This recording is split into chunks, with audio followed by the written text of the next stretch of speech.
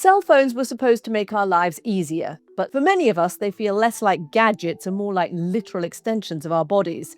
We don't really choose to have them with us all the time, but we also can't really seem to leave them behind.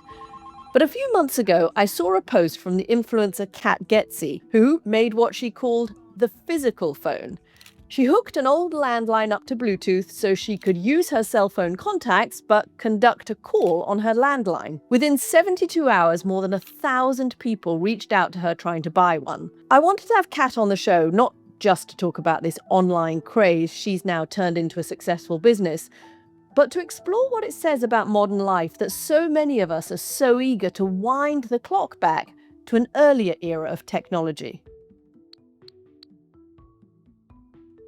Let me just start by running a couple of numbers by you. Almost half of American adults say that they're on their phone almost constantly. Almost 3/4 of American adults now live in households that don't even have a landline anymore.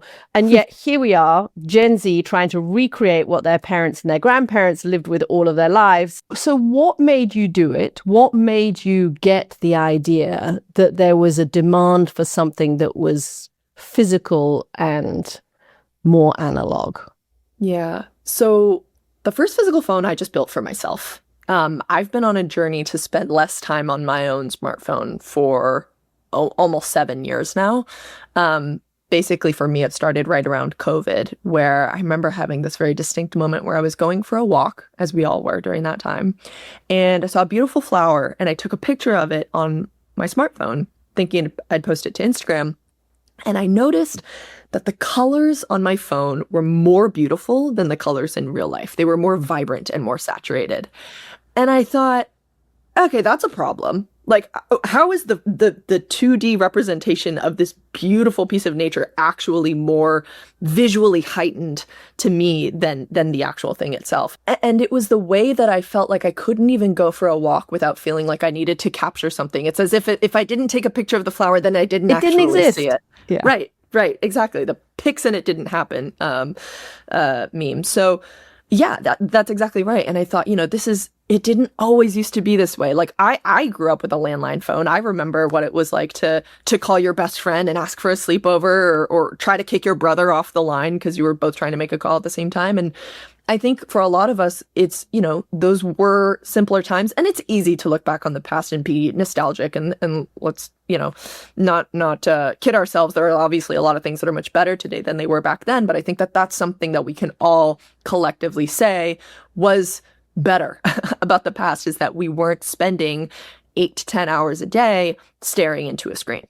What's interesting about what's happened with your physical phones and the sales of it is that my understanding is that people are not throwing their smartphones away. It's that somehow maybe just having the physical phone as an option is in itself enough to help you and other people reduce their time on their phone. Is that right? That is exactly right. So part of what's been frustrating to me living in this space is I've been trying to spend less time on my phone, is it feels like the options that people are trying to say is to use a smartphone alternative. Get rid of your iPhone and use this, other alternative phone that doesn't have Wi-Fi or internet or all these things and Instagram. And I can see the benefit of that. But I think for the vast majority of folks who, work a job and need to be accountable or are going to school, it's not realistic. I mean, now even just to go to certain concert venues, they don't do paper tickets anymore. You have to have certain apps on your phone. And so when I was, had this fantasy a couple of years ago of like, gosh, I wish I could have a landline phone.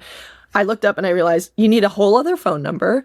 And you need to pay like $80 a month or something like that, because most landlines aren't supported. Like you mentioned, 3/4 of American homes don't have them anymore. So it just wasn't feasible. But I thought, I come from a tech background, so I knew, obviously, like we all do, about Bluetooth. And I'm like, how hard could it be to just pair your smartphone to a Bluetooth compatible landline? And thus began the rabbit hole that I went down. Because if you think about it, when you're on a landline phone, there's nothing you can do like with that particular device. You're just talking to them. Whereas with a smartphone, you can pull it away, you can put it on speakerphone, and now all of a sudden you're checking your email, you're checking your messages, you're scrolling. And that was actually something that came up a lot in conversations we had with people, and people are embarrassed to say it. They're like, I'm so embarrassed to say it, but I would literally start scrolling Instagram while I'm talking to my grandma. And I think that, like, part of the messaging that we do around physical phones is I'm very intentional about not shaming our customers. There's nothing to be ashamed of. It's you against an army of people in Silicon Valley who are designing these products to hack your attention, and 200,000 years of human evolution. Like we're designed to seek out these sources to scratch that dopamine itch. So it's not that there's something wrong with us, but if you want to win back your attention, you have to fight science with science. And in some cases, that means physically putting the smartphone down and picking up an alternative instead. You've talked about an analog renaissance. Do you think what you have experienced with the sale of your physical phones is part of a kind of broader movement, a broader swing back against the way that tech is taking over our lives? I absolutely do. And we're not the only ones who have seen this pattern and this success. There's a lot of other companies and brands and creators who are talking about this online and seeing a lot of traction. I'll tell you, Katty, though, my hope is that it's not a fad. I'm worried a little bit that this is just going to be some like chic analog revival moment, almost like in the fashion sense of it all. And then it's going to go away. And what I hope we can take from it, and you're worried about it beyond just your own business prospects. Oh yeah, no, I'm not. Yeah, not because that will stink too, but more because I think what we're trying to really gain from this is I think this is coming from a very pure place, and I think that people are really craving a more present, embodied, lived experience. And, I've already started to see some of the critique online saying like that using these kinds of products is performative. And I have to chuckle because it's sort of like, performative for who? I'm alone in my house. You know what I mean?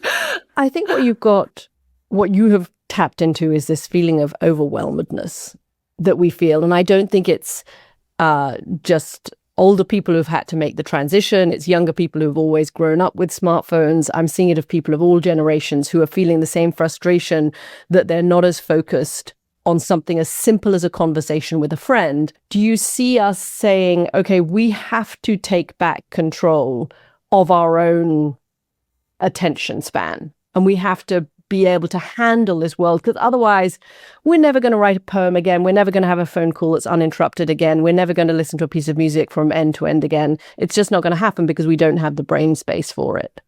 Absolutely. Absolutely. My favorite book of all time is Stolen Focus by, I believe it's Johann Hari. And that book completely changed the way that I think about how presence is directly related to the quality of our work and the quality of our relationships. But it is so hard to be focused on a conversation when our brains have been trained to run at just this rapid speed because of the tools that we're using that feel good and we're being asked to use because of our jobs or because of our work. So I 100% agree. The physical phone is not, it's just as much a cultural marker as I think it is an actual product that people want to buy and use for like a utility purpose. I think it speaks to this much deeper movement that people are, like you said, they're overwhelmed with what the cumulative effect of 10 plus years on social media has done to our brains. And I think what's super interesting to me is that we're seeing it across all ages. But again, it's very, very difficult to do. So it's these kinds of small differences that I'm seeing people make. And using a physical phone is just one of, hundreds of small changes that can make a real difference in the end. I think you're right. It's not just a product. It's also a marker of something that is changing and that we want to take control of.